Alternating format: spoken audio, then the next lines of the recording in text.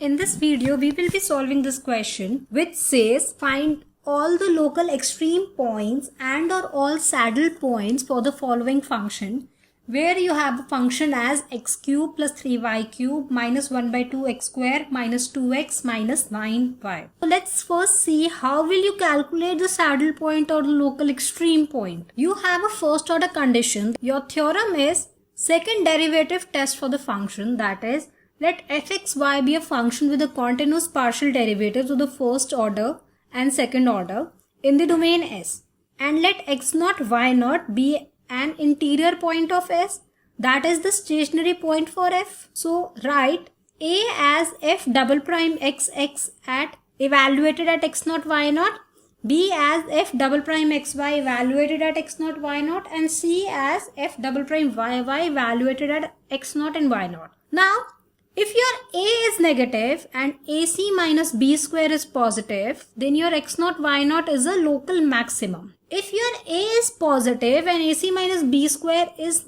positive, then your x0 y0 is a local minimum point. If your AC minus B square is negative, then x0 y0 is a saddle point.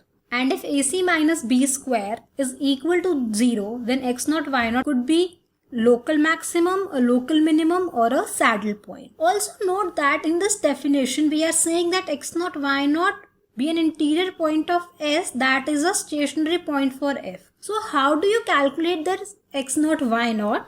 For this you have a theorem which is first order conditions of two variables, which says a necessary condition for a differentiable function fxy to have a maximum or a minimum at an interior point x0 y0 of its domain is that x0 y0 is a stationary point of f, that is f prime x x0 y0 is 0 and f prime y being evaluated at x0 y0 is also 0. Coming back to the question, I have this as fxy. So let's calculate the first order conditions. So first, partial differentiating fxy with respect to x, that will give me del f by del x, which is equal to 3x square plus 0 minus 1 by 2 multiplied by 2x minus 2 minus 0. And for getting the stationary point, I have to equate the partial derivatives to 0, which means 3x squared minus x is equal to 0. So let's solve for the values of x. By splitting the middle term, I can write minus x as minus 3x plus 2x. So that would be 3x squared minus 3x plus 2x minus 2.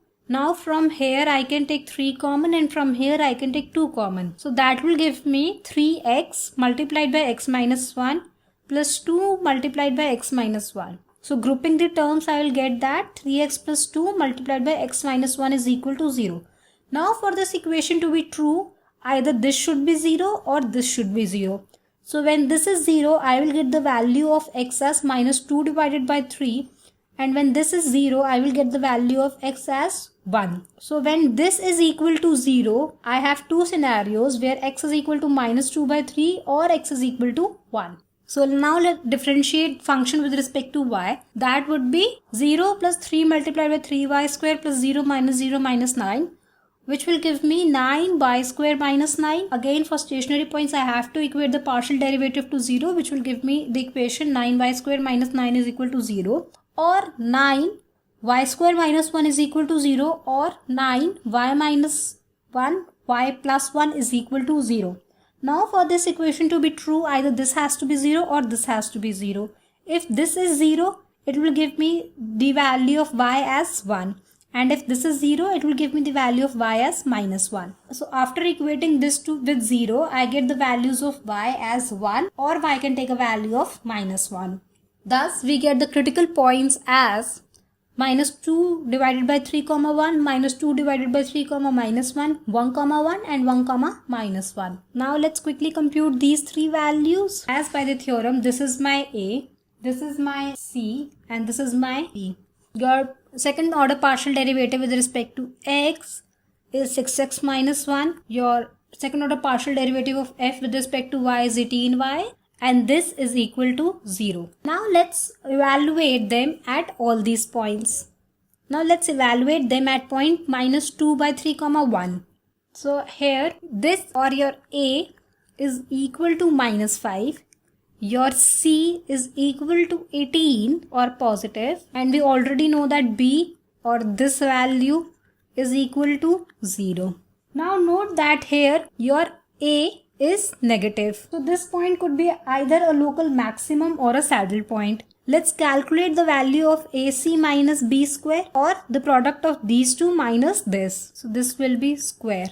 That will give me minus 5 multiplied by 18 minus 0 is equal to minus 90, which is negative, which means that minus 2 divided by 3 comma 1 is a saddle point. As your AC minus B square is negative, so according to the theorem, this point has to be a saddle point. Now let's repeat the same exercise for the point minus 2 divided by 3 comma minus 1. Since this is A, your A is equal to minus 5 at this point, which is negative. Again, we are left with two scenarios where either this could be a local maximum or a saddle point. Here the value of this at this point is minus 18. Now let's calculate AC minus B square, which is the product of these two minus this. That will be minus 5 multiplied by minus 18 minus 0, which is 90, which is positive. Thus your A is negative and AC minus B square is positive, which means minus 2 divided by 3 comma 1 is a local maxima. Now let's again repeat the same exercise for the remaining two critical points as well. At point 1, 1, your A is positive, B is 0 and C is positive. So since your A is positive, then and also we see that AC minus B square is 90, which is again positive, which means your 1 comma 1 is a local minimum point. Let's check at point 1 comma minus 1. Your A is positive, your B is 0 and C is negative, and your AC minus B square is negative. So with A positive and AC minus B square to be negative, you get that is a saddle point. Note that wherever AC minus B square is less than 0, that point will be a saddle point according to the theorem.